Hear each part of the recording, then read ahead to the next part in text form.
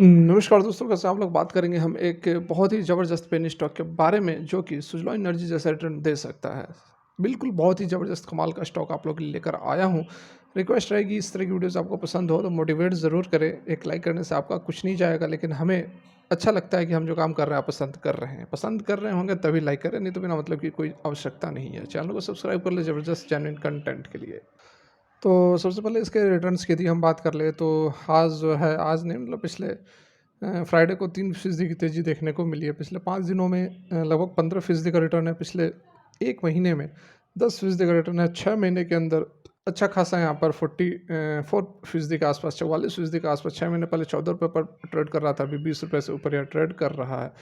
इस साल में 21% का रिटर्न है। 1 साल के रिटर्न की बात करें तो 38% का रिटर्न है। वहीं यदि 5 साल के रिटर्न की बात करें तो 54% का रिटर्न है, और मैक्सिमम पीरियड के रिटर्न की बात करें तो 81% का रिटर्न है। 2016 से यह लिस्टेड कंपनी है।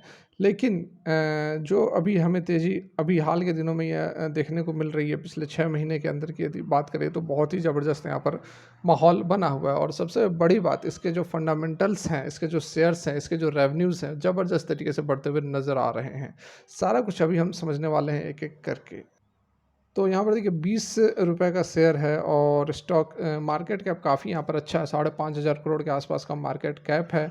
1 साल पहले ₹12 का इसने लो लगाया था और ₹20 न 9 पैसे का हाई लगाया था। स्टॉक का पी है 39.1, आरओसी, आरओई कोई बहुत ज़्यादा बढ़िया यहाँ पर हमें नज़र नहीं आ रहे हैं। इंडस्ट्री का पी 36.8, मतलब कि उसी के आसपास जो है यह स्टॉक ट्रेड कर रहा है। प्रमोटर की होल्डिंग बहुत ज़्यादा नहीं है, 30% है, लेकिन जितनी भी होल्डिंग्स है एक भी शेयर प्लेजेस नहीं है। वॉल्यूम बहुत ही अच्छी, यहाँ पर करोड़ों-करोड़ के अंदर वॉल्यूम ट्रेड होते हैं। कैश इक्विवेलेंट देखिए 272 करोड़ का, और सबसे अच्छी बात, डेब्ट कंपनी के ऊपर नहीं है, केवल और केवल 8 करोड़ का डेब्ट है, और उससे कई गुना ज़्यादा यहाँ पर कैश इक्विवेलेंट है। तो ऐसी कोई समस्या है नहीं। प्लेजेस शेयर जैसा कि बताया नहीं है, डेब्ट इक्विटी बिल्कुल ज़ीरो है, बिल्कुल डेब्ट फ्री स्टॉक है। ऑलमोस्ट यहाँ पर डेब्ट फ्री स्टॉक है।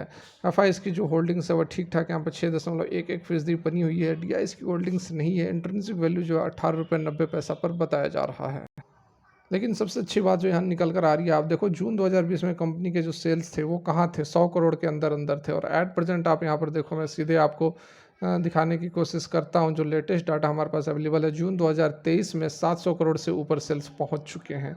तो क्या यह ग्रोथ वाली कंपनी नहीं है? क्या यह अगला सुज़लॉन एनर्जी नहीं बन सकता है? आप मुझे कमेंट करके बताएं। यहाँ पर आप देख सकते हैं कि जो इसके शेयर सेल्स थे वो लगातार बढ़ते हुए नज़र आ रहे हैं। ठीक है। ऑपरेटिंग प्रॉफिट मार्जिन जो है ठीक-ठाक यहाँ पे 10% के आसपास का बना हुआ है। अदर इनकम बहुत ज़्यादा नहीं है। इंटरेस्ट तो कंपनी को देना नहीं पड़ रहा है, क्योंकि कंपनी के पास डेब्ट बिल्कुल भी नहीं है। तो ऑलमोस्ट ख़त्म यहाँ पर डेब्ट का पूरा मामला। 1 करोड़ 0 करोड़ का जो है कंपनी को इंटरेस्ट पे आउट करना पड़ रहा है। ठीक है।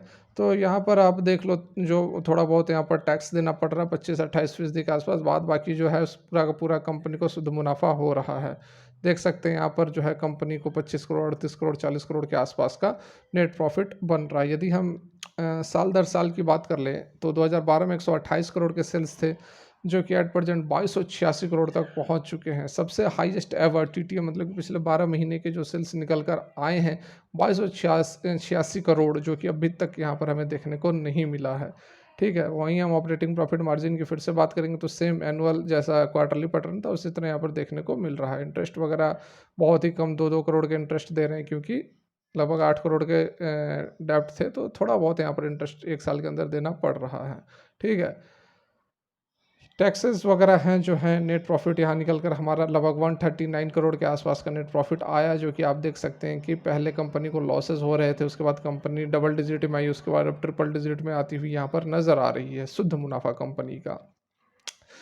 यदि हम सेल्स की ग्रोथ की बात करें तो यहाँ पर आप देख सकते हैं टीटीएम के अंदर सबसे अधिक 53% की सेल्स में ग्रोथ हुई है। प्रॉफिट ग्रोथ जो है वह 50% की हुई है।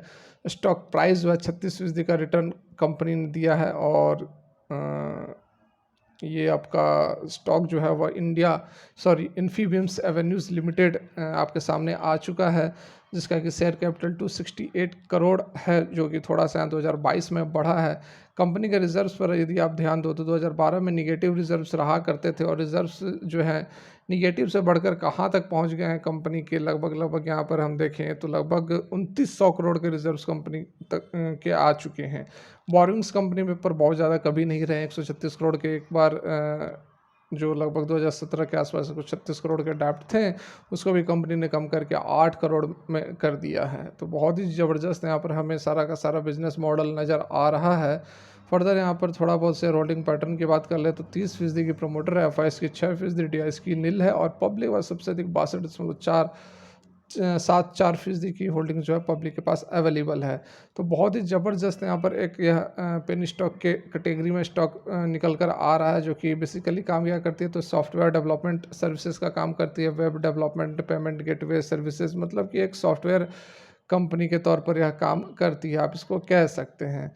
एक फाइनेंशियल टेक्नोलॉजी कंपनी है जो कि ऑफर करती है क्या integration, scalable digital platform consisting of digital payment solution, enterprise software solution, मतलब वही सारा काम जो है।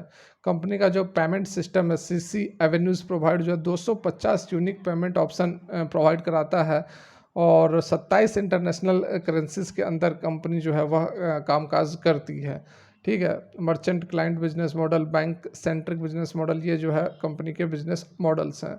डिजिटल पेमेंट ऑफर करती है, payment acquiring, payment insurance, remittance वगैरह वगैरह सॉफ्टवेयर प्लेटफॉर्म क्लाइंट जो है इंडिया के अंदर Oberoi hotel, ITC hotel, make my trip, सारे बड़े बड़े नाम यहाँ पर इसके क्लाइंट्स हैं। ठीक है, बाहर में भी बहुत बड़े बड़े कंपनियां हैं, बुर्ज खलीफा वगैरह वगैरह, एमार, डेमार, बहुत सारी कंपनियां हैं यहाँ पर। रेवेन्यू ब्रेकआउट जो है वह सेल्स सर्विसेज से ही आती है। जियोग्राफिकल यदि रेवेन्यू की बात करें तो यूएई से 5%, और बाकी का 94% जो है डोमेस्टिक इंडिया के अंदर ही यहाँ पर कंपनी के पैसे आते हैं। तो अच्छा खासा यहाँ पर एक स्टॉक निकल कर आ रहा है, जिसके अंदर हम ध्यान दे सकते हैं, और आने वाले साल 2 साल के अंदर हो सकता है कि यह एक मल्टी बैगर बनकर निकल सकता है। लेकिन उसके साथ आप ध्यान दें कि एक पेनी स्टॉक है, कोई भी इन्वेस्टमेंट की राय यहाँ पर आपको नहीं दी जा रही है। आप खुद की एनालिसिस कर ले, पूरा नॉलेज ले ले, और पेनी स्टॉक में तो बड़ा अमाउंट बिल्कुल भी भूल कर भी नहीं डालना है। उतना ही डालें जितना कि यदि डूब भी जाए तो आपको कोई फ़र्क ना पड़े। हाई रिस्क एंड रिवार्ड वाले स्टॉक्स होते हैं सारे के सारे पेनी स्टॉक्स, इस बात को आप ध्यान में रखें। इसलिए सुज़लॉन एनर्जी में भी मैं अगर इन्वेस्ट करने की बोलता भी हूँ तो यही बोलता हूँ कि अपना रिस्क मैनेजमेंट करके ही देखें। वह भले ही मल्टी बैगर रिटर्न दे दिया हो, लेकिन अभी भी वह पेनी कैटेगरी में ही आता है। तो फिलहाल के लिए वीडियो यहीं तक अच्छी लगी हो तो लाइक करें। Thanks for watching, have a good